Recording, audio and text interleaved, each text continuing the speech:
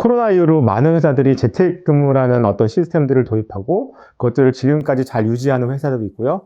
중간에 다 재택근무 더 이상 없습니다라고 얘기하는 회사들도 있어요.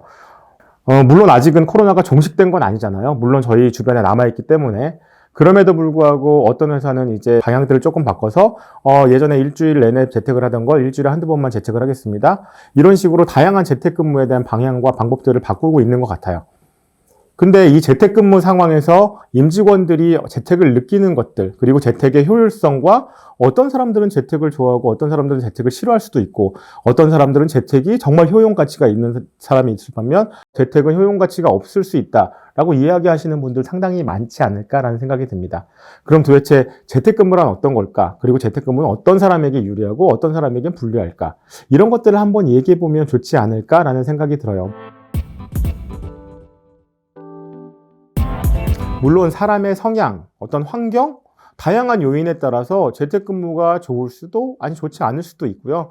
그러다 보니까 이게 관심이 워낙 많이 가니 사실은 다양한 연구들도 만들어져 있긴 해요. 근데 그 연구가 뭐가 확실히 좋다, 뭐가 확실히 안 좋다라고 평가할 수 있는 수준은 아니죠. 그래서 다양한 연구 결과를 모아서 봤을 때 이런 효용성이 있는 부분도 있지만 이렇게 좋지 않은 부분도 있습니다라는 결론을 내릴 수밖에 없지 않을까라는 생각이 듭니다. 그래서 오늘은 재택근무에 대한 다양한 질문들을 한번 들어보고 거기에 대한 답변을 한번 드려보면 어떨까라는 생각이 들어요. 재택근무를 하면 왜 더 피곤하고 더 무기력할까요? 라고 했을 때 물론 아까 제가 처음에 얘기한 것처럼 어떤 분들에게는 재택근무가 더 필요하거나 더 무기력하지 않을 수도 있지만 어떤 분들에게는 재택근무가 더 필요하고 더 무기력해질 수 있다는 거죠. 여기서 가장 중요한 건 경계가 설정되어 있는가 설정되어 있지 않는가라는 것 같아요. 그래서 내가 일을 할 때, 집에 있지만 일을 할 때와 일을 하지 않을 때가 잘 구분되어 있어야 되기도 하고요.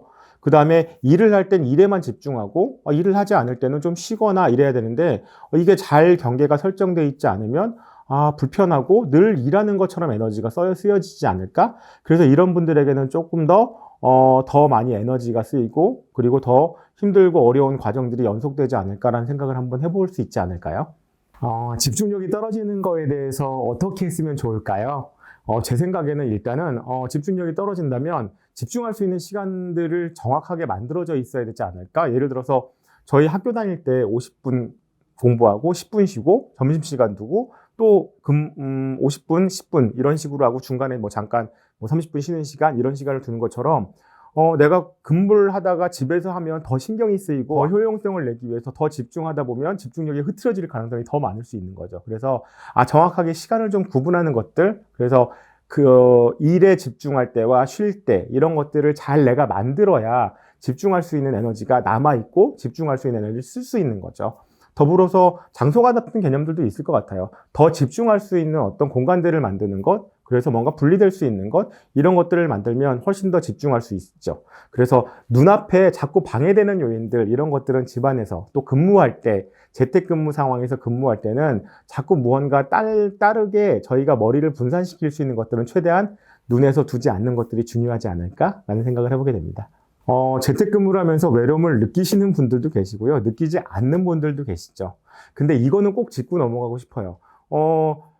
예를 들어서 대학교를 들어갔는데 코로나 시기에 들어갔다가 코로나가 끝날 때까지 정말 같은 과에서 같이 공부하는 친구들의 얼굴을 몇 번 보지 못하고 졸업하는 경우가 많았던 것처럼 저희는 관계에 대해서 점점 멀어지고 힘들고 어려운 것들을 경험하게 되는 거죠. 사실은 직장 내에서도 관계라는 게 정말 중요하다는 얘기를 하는 것처럼 끊임없이 만나서 새로운 것들을 배우고 그들에게 많은 것들을 도와줄 도움을 받을 수 있고 사실은 도와줄 수도 있고 이런 과정들이 반복되면서 관계라는 게 안정될 텐데 코로나로 인해서 재택이 만들어지고 지금도 재택이 진행되는 과정에서 많은 경우에 정말 관계라는 것들이 만들어지지 않고 거기서 오는 불안과 두려움이 높아질 수 있다는 거죠. 그래서 저는 외로움이라는 접근, 물론 외로움이라는 거는 사실 사람에 따라서 관계를 되게 더 추구하고 싶은 사람, 누군가에게 도움을 받고 싶은 사람, 이런 것들에 대한 접근으로 되게 중요하다고 생각해요. 근데 이거는 사람마다 다르기 때문에 그럴 수도 있고 그렇지 않을 수도 있다. 그러면 그렇지 않을 경우에 문제가 되지만 그럴 경우에는 어떻게 해야 되는가? 라는 거를 좀 강조하고 싶고요. 사실은 이런 외로움보다는 배우고 느끼고 같이 무언가를 같이 해나가면서 자신감과 어떤 일에 대한 효능감들을 배우고 느껴야 되는데 그것들을 하지 못했을 때 오는 불안과 두려움, 저는 이런 거에 대한 접근들이 더 중요하지 않을까 하는 생각을 하게 됩니다. 그래서 내가 만약 외로움 내지는 불안과 두려움에 머물러 있다면 회사 커뮤니티 안에서 다양한 활동들을 통해서 내가 재택으로 인해서 받지 못하는 것들을 그런 활동들을 통해서 만들어갈 수도 있고요. 특히나 최근에 들어서 거의 뭐 100% 재택을 하는 경우도 없으니까 출근할 때 이런 것들을 잘 만들어 나가면 이런 외로움 내지는 불안감, 두려움에서 벗어날 수 있지 않을까라는 생각을 해보게 됩니다. 저희가 회사에서 아직 뭐가 업무가 끝나지 않는데 퇴근을 할 경우에 무언가를 갖고 오는 경우가 있어요. 책을 가져오든지 랩탑을 가져오든지. 그래서 무언가 하려고 하죠. 하지도 않으면서 가져올 경우도 많이 있고요. 이거는 경계를 설정하지 못했기 때문이죠. 퇴근을 했음에도 불구하고 머릿속에 일 생각이 가득하다는 것, 직장이라는 공간이 아니더라도 집안에서 내가 업무가 끝났어요. 업무가 종료됐으면 퇴근을 했음에도 불구하고 아직 그 공간에 남아있고 머릿속에는 일이 남아있다라 그러면 퇴근이라는 어떤 리추얼한 행동들을 해야 되는 거죠. 예를 들어서 옷을 갈아입는다던가 장소를 바꾼다던가 이런 식으로 나 퇴근했어 라는 어떤 리추얼한 어떤 의식적인 행동들이 필요하고요. 그 다음에 생각에 대한 전환도 필요하고 경계를 설정하는 게 중요하겠죠. 그래서 나 퇴근했어. 그럼 퇴근한 건 뭐지? 라고 했을 때 이제 일을 정리하기 전에 옆에다가 글을 쓰는 거죠. 오늘 어떤 일을 했고 그리고 어디까지 했어. 그리고 내일은 어떤 일을 할 거야 라는 것들이 확고하게 정리가 돼 있으면 경계가 설정된다고 할 수 있죠. 그래서 오늘 여기서 끝나는 거야. 그래서 컴퓨터를 접는다던가 내지는 잠깐 나가서 산책을 하고 온다던가 이런 식으로 일과 삶의 어떤 경계를 잘 설정해서 구분하고 그것들을 수용하고 인식하는 것, 이렇게 되면 훨씬 나 오늘 일 끝났어 라고 정리할 수 있어서 일을 머릿속에 계속 가져오지 않을 수 있지 않을까라는 생각을 해보게 됩니다.